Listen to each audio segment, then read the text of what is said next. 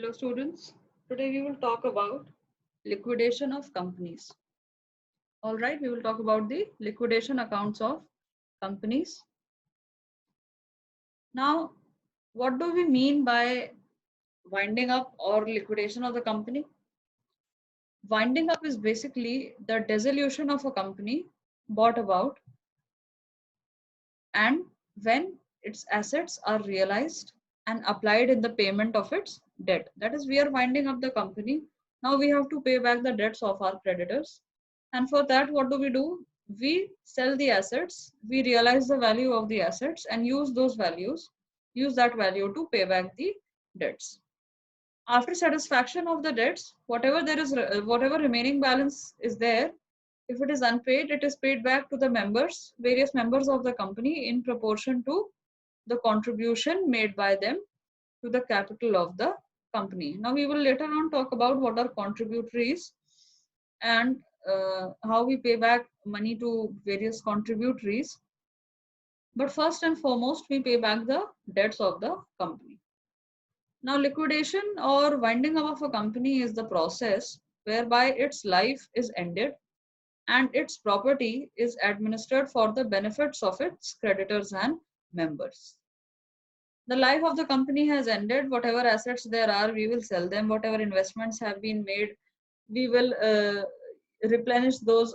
We will replenish those investments. We will take out the money from those investments and we will pay back the creditors, as well as whatever is left, we will also give some money to the members.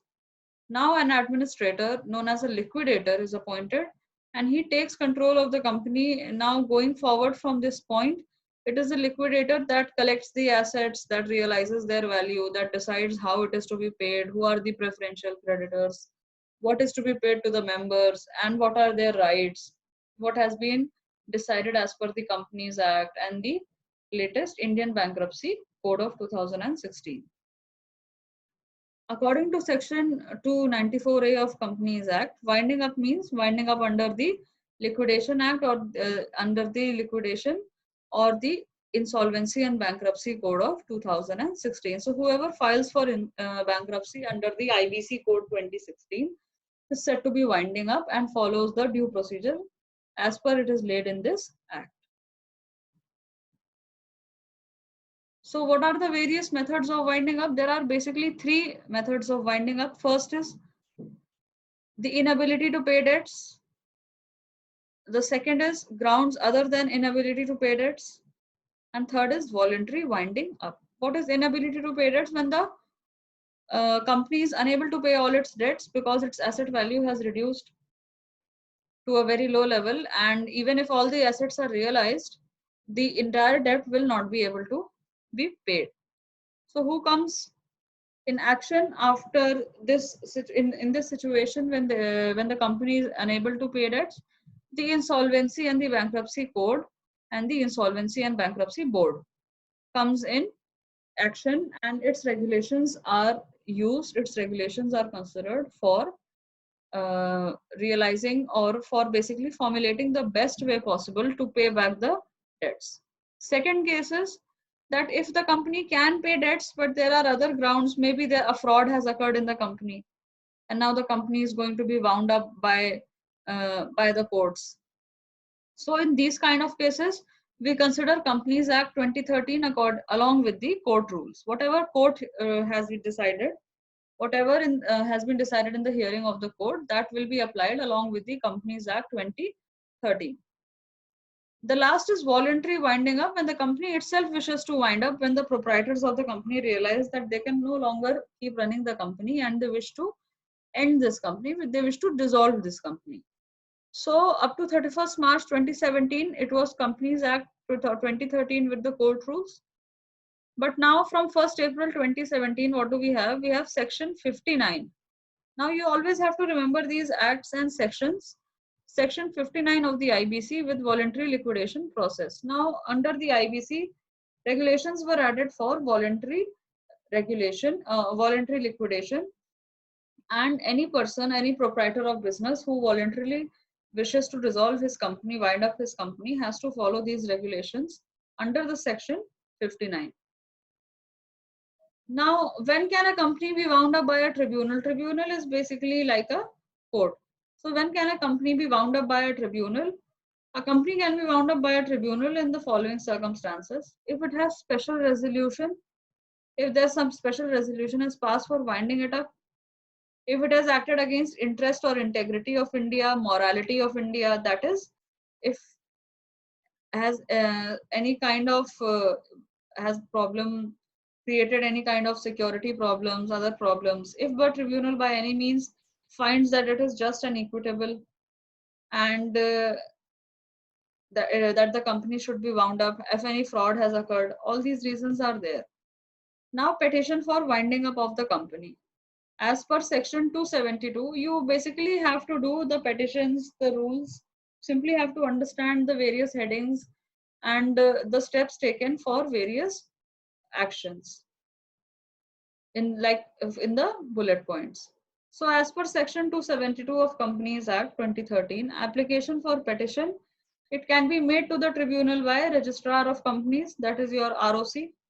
Any contributory or contributories, we will see what are contributories in a moment. Any person authorized by central government or by state or central government in the company in the event of company being found conducting business in fraudulent manner. So if any fraud is occurring in the company, if it is not disclosing its correct figures, if it is fudging its accounts, any such kind of activity, any illegal, immoral activity that degrades the integrity of the country in any way, in such a case, in such a scenario, the state or the central government can ask the tribunal to dissolve the company. Now, voluntary winding up of company. When can it be voluntary wound up? When company passes a special resolution stating about winding up of company. Now it is mutually decided upon by all the stakeholders of the company under the special regulation. And secondly, in its general meetings passes a resolution for winding up as a result of expiry of the period of its duration of article of association or occurrence of any such events that provide for dissolution of company. Now, either the article of association of the company has finished, its duration has been over, the duration that was fixed in it, or some other events have occurred. Maybe they are understanding that the company is no more in a position to sell any products, the company is no more in position to manufacture any products. In such a case, maybe the factory has burned down, any other reason, or it simply if it is not able to pay back its debt, it has taken up a lot of loan. So many of other reasons are there where the company can decide to voluntarily wind up and file for bankruptcy. Now, what are the basic steps of voluntary liquidation? They are basically submission of declaration to ROC. Now they have declared to ROC that we want to go bankrupt. We are going to wind up. Passing of special resolution, appointment of liquidator, public announcement inviting claims from stakeholders, intimating ROC. Once they all have been intimated that now the company is going to wind up, then preliminary reports are prepared. All right, opening of bank account for liquidation. Then at the end of it, there is sale of assets and distribution of proceedings. According to the NCLT order and according to the Companies Act, according to the Indian Bankruptcy Board, according to all these various governing bodies, it is decided that how these, as this after the sale of the assets, how the realized value will be distributed among the various parties. Now, the important terms here are contributory and liquidator. Contributory is basically every person liable to contribute to the assets of a company of it being wound up and includes holder of fully paid up shares and also any person alleged to be contributory. Now, what does it mean? It basically means that if a company is being wound up, people like those who have fully paid up shares and they are all contributories in the assets of the company, and hence they are liable to be paid back later on when the liquidation occurs. Now, what is the liquidator? Who is the liquidator? He is basically the person who has been appointed for conduction of the liquidation process. Now, in case of voluntary winding up, he is also known as insolvency professional as per the latest IBC code of 2016. So, the insolvency professional or the liquidator he basically admits a statement of affairs to the company basically submits a statement of affairs to the liquidator. What is statement of affairs? It basically tells the current situation of the company, the current financial situation of the company. How is the company right now? What are the assets? What are the liabilities? All right, what are the freehold properties? All these things are mentioned in the statement of affairs, which is submitted to the liquidator. Who submits the statement of affairs? The company submits. Now, general duties of the liquidator are to take into his custody all the property of the company and actionable claims and make payments as per laid down in the Companies Act. Now, everything is carried down according to the Companies Act or the IBC Act of 2016. Now here you can see this is a basic pro forma for statement of affairs. It starts with balance in the bank, cash in hand, marketable securities, bills receivable, trader debtors, loans and advances, unpaid calls, and so on. Then freehold property, leasehold, machinery, plant. So all these things, these are the various things that can be realized. That is, they can be sold in order to get money to pay the creditors. Then there is summary of gross assets. And as you can see on the right hand side picture, then you have the liabilities. In the liabilities, there are secured creditors. All right. There are preferential creditors. There are debenture holders. There are deficiency accounts, unsecured creditors. All right. We will have a look at the list later. And then lastly, you have the entire liabilities. Then you have issued and called up capital, preference shares, equity shares, and then you estimate the surplus or the deficiency. What is the case of deficiency? When the assets are not enough to pay the liabilities, assets are lower than liabilities, then the difference between asset and liability. All right, let's say assets are rupees 5 lakh and liabilities are 7 lakh. So 7 minus 5, this difference of 2 lakh is a deficiency. On the other hand, if the assets are much more than the liability, then there is a surplus. For example, if the assets are 7 lakh and the liabilities are only 5 lakh, so 2 lakh still we have surplus. Now, how are the statement of affairs prepared? Now you can see, first of all, we take all the assets that are not specifically pledged. They are taken at their realizable values. Okay. Then to the realizable values, you add surplus from assets that are specifically pledged. Then from total, obtaining total from these, you deduct the amount of preferential creditors. Then amount of creditors having a floating charge, that is debentures.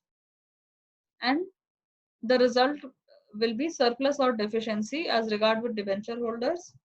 Then you deduct the amount of unsecured creditors. Then you deduct the amount of paid up share capital. Everything is going minus in subtraction. Then any unrecorded liability or asset should be shown in the statement of affairs or the deficiency or surplus account to make the double entry complete. Because we have to show the entry both ways, both in the statement of affairs and both in the deficiency or surplus account. All right. Then what is the list? What is to be attached to the statement of affairs? There are basically 7 lists, as you can see. List A gives a complete list of assets that are not specifically placed in favor of secured creditors. What do you mean by specifically pledged? Basically, when these assets were taken by the company, when the company acquired these assets, it did not pledge these assets for paying up the secured creditors. It did not say that this asset is only devoted to the secured creditors and will be used in the future. I will sell this asset in the future and realize the value, and I will pay that value to the secured creditors. He had not pledged this. All right. Unpledged, or when they are specifically pledged, means that when I had brought this specific asset, when I had acquired this specific asset, the company had made a specific pledge that this asset, this land, this factory is only going to be used for paying the secured creditors. All right. Now, list B gives the list of assets that are specifically pledged in favor of fully secured and partly secured creditors. They are now these assets, the value of these assets is not going to be used anywhere. It is only going to be used to pay the fully secured and partly secured creditors. Then there is list C. It gives the list of preferential creditors in order of preference. List D gives holder of debenture holders. List E gives name of unsecured creditors. List F, we are only concerned with the value, with the amount due. We are not much concerned in finance with the name, addresses, and occupations. We are mainly concerned with the amount due. List F gives value of preference shareholder. This is in decreasing order of preference. Most important are secured creditors, then unsecured creditors, then preferential creditors, then debenture holders, then your unsecured creditors, then preference shareholders. And ultimately, in the last, you have equity shareholders, all right? And then you have the eighth list, that is list H. It shows how deficiency or surplus has been arrived at. List H is basically your deficiency or surplus account, all right? Now list H, what does it say? The statement of affairs shows that the deficiency or surplus as regard to creditors and members. This account explains how deficiency or surplus has arisen. Now this statement must cover at least a 3-year period. The format, we will discuss the format later. Now what does it mean, what does a 3-year period mean? It means that you have to see how they arrived at these values from previous 3 years of transactions. Now this statement starts with capital and liabilities in excess of assets on a given date. Then to this, items added to the deficiency or reducing surplus are added, like net trading losses, losses other than trading losses, etc. Then from the total item reducing the deficiency or contributing to the surplus, such as excess assets or capitals, they are deducted, and the resultant net surplus or deficiency is produced. It must tally with the figure shown in the statement of affairs. Now, what are preferential payments? Preferential creditors are those creditors that are paid in priority to creditors having a floating charge and other unsecured creditors. So in the list of creditors, the preferential creditors are the one who are paid in priority. Their priority is much above than other creditors. All right. Who are they? They are basically revenue, taxes, rates to be given to the central and state government. All right. Wages and salaries of employee not exceeding 20,000 per claimant. All amounts due in respect of contribution payable during the 12 months of insurance, employee insurance, then compensation under workman's compensation. So a company just cannot wind up and run away. It always has to pay its employees, its workmen, it has to pay the taxes, revenues, state government salaries, state government taxes, salaries for employees, insurance of employees for 12 months. All right. Then if any amount is due in employee provident fund, pension fund, gratuity fund, all these it has to basically pay back. Now what is here of importance is that one can always write a short note on what are preferential payments and what are the basic components of a preferential payment. All right. Then accrued holiday remuneration of an employee in case of his death. Then expenses of any investigation if under section 213 or 216. So all these are payable by the company. Then this is the format of liquidator's final statement of account.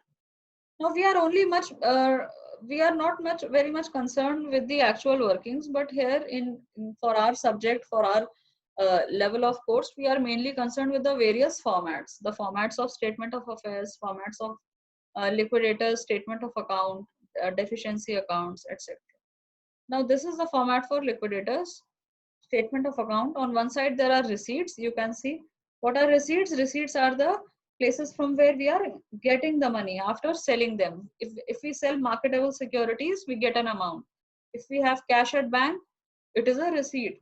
These are all basically from where we are getting the money. And what are payments? Payments are basically those options where we are spending the money.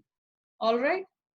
जहाँ पे पैसा हम खर्च करते हैं उसे वो payments के अंडर आएगा, और जिस तरफ से हमें पैसा मिलता है वो रिसीट्स के अंडर आएगा. All right. So this is all for liquidation of companies, and rest we can discuss in a later class.